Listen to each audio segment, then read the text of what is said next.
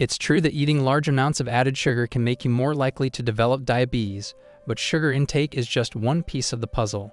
Still, regularly eating lots of sugar can raise your risk. What is diabetes? Diabetes occurs when your body cannot effectively regulate blood sugar levels. This can happen when your pancreas stops producing enough insulin, your cells become resistant to insulin, or both. Insulin is a hormone that moves sugar from your bloodstream and into your cells. If your body doesn't make enough, or you become insulin resistant, you can develop chronically high blood sugar levels. High blood sugar levels over a long period can increase your risk of heart disease, nerve damage, and kidney damage, so it's essential to keep them in check. There are two primary types of diabetes. Type 1. This autoimmune disease happens when your immune system attacks your pancreas, destroying its ability to produce insulin. Type 2. When the pancreas stops producing enough insulin, your body's cells no longer respond to the insulin it produces, or both. Type 1 diabetes is relatively rare, accounting for about 5 to 10% of diabetes cases worldwide. Type 2 diabetes, the focus of this article, accounts for more than 90% of diabetes cases. It's primarily triggered by diet and lifestyle factors. Does sugar increase your risk of diabetes?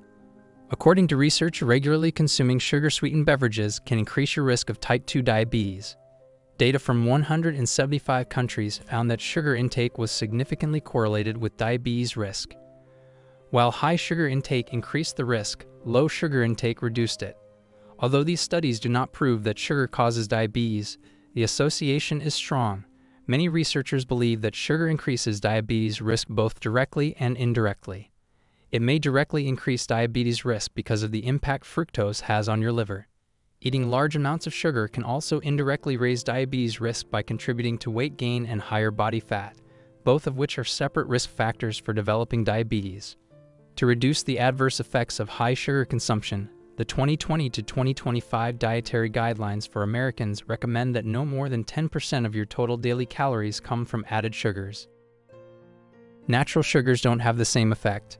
While eating large amounts of added sugars has been linked to diabetes, the same is not true for natural sugars. Natural sugars are found in fruits and vegetables and have not been added during manufacturing or processing. Because they're combined with fiber, water, and other nutrients, they're digested more slowly and are less likely to spike your blood sugar. Fruits and vegetables also tend to contain far less sugar by weight than many processed foods, so it's easier to keep your consumption in check. Fruit juice. Research is mixed on whether drinking 100% fruit juice increases diabetes risk. Even when natural juice is high in sugar and low in fiber, it can spike your blood sugar. However, combining it with fat, fiber, and protein sources may prevent blood sugar spikes. The American Diabetes Association recommends replacing fruit juice with water or calorie-free beverages. Natural sweeteners. Though some natural sweeteners like honey and maple syrup are not as heavily processed as table sugar, they are still relatively pure sources of sugar and contain almost no fiber. Many other sweeteners marketed as natural should also be considered added sugar. These include agave syrup, coconut sugar, and cane sugar, to name a few. Do artificial sweeteners increase diabetes risk? Artificial sweeteners are manufactured, sweet-tasting substances that cannot be metabolized for energy. They provide sweetness without any calories. Though artificial sweeteners don't spike blood sugar levels, they have still been linked to insulin resistance and type 2 diabetes. However, experts don't fully understand why this is. One theory is that artificially sweetened products increase cravings for sweet-tasting foods, causing you to eat more sugary foods. Another idea is that artificial sweeteners disrupt your body's ability to adequately compensate for calories consumed from sugar, since your brain associates the sweet taste with 0 calories. However, it's important to note that for people with diabetes, diet soda is still a better option than full sugar soda. How sugar is metabolized. When most people talk about sugar, they're referring to sucrose or table sugar. Sucrose is composed of one molecule of glucose and one molecule of fructose bonded together. When you eat sucrose, the glucose and fructose molecules are separated by enzymes in your small intestine before being absorbed into your bloodstream. This raises blood sugar levels and tells your pancreas to release insulin. Insulin carries glucose from the bloodstream and into your cells, where it can be used for energy. While a small amount of fructose can also be taken up by cells and used for energy, the majority is carried to your liver. There, it's either converted to glucose for energy or stored as fat. Since fructose can be converted to fat, consuming a lot of it tends to increase triglyceride levels. This may increase your risk of heart disease and fatty liver disease. A high fructose intake is also associated with higher uric acid levels in the blood. If these uric acid crystals settle in your joints, you can develop gout. This is a painful condition that causes soreness and swelling in the joints. Other risk factors for diabetes. While consuming large amounts of added sugar is linked to an increased risk of diabetes, many other factors are at play, such as body weight. Research shows that obesity is one of the primary risk factors for type 2 diabetes, but losing weight can decrease your risk. Exercise. People who live sedentary lifestyles have nearly twice the risk of developing type 2 diabetes than those who are active. Just 150 minutes of moderate activity and up to 3 sessions of resistance training per week can reduce your risk. Smoking. Smoking can significantly increase your risk of diabetes, but quitting brings the risk nearly back to usual.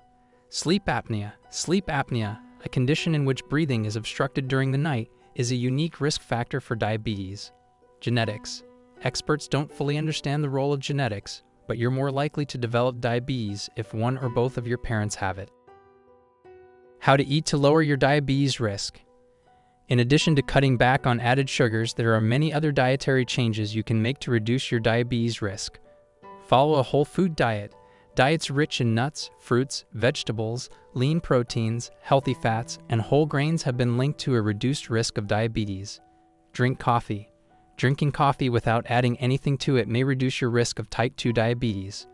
Many popular coffee drinks are high in added sugar, so be mindful of what you add to yours. Eat green leafy vegetables. Eating a diet rich in green leafy vegetables has been linked to a lower risk of diabetes. If reducing your intake of added sugars feels overwhelming, you can start by simply reducing your intake of sugar-sweetened beverages, which are the primary source of added sugars in the standard American diet. This one small change could make a big impact. Carefully reading nutrition labels is another must since there are over 50 names for sugar in food products. Learning to notice them is the first step in reducing your consumption.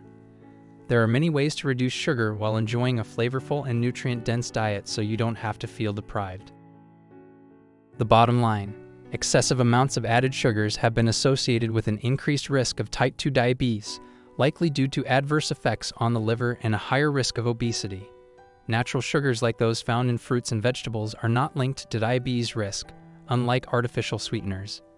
In addition to sugar consumption, overall diet quality, body weight, sleep quality, physical activity, and genetics all play a role in the development of the disease. A diet rich in fruits, whole grains, lean protein, healthy fats, vegetables, nuts, and coffee is recommended.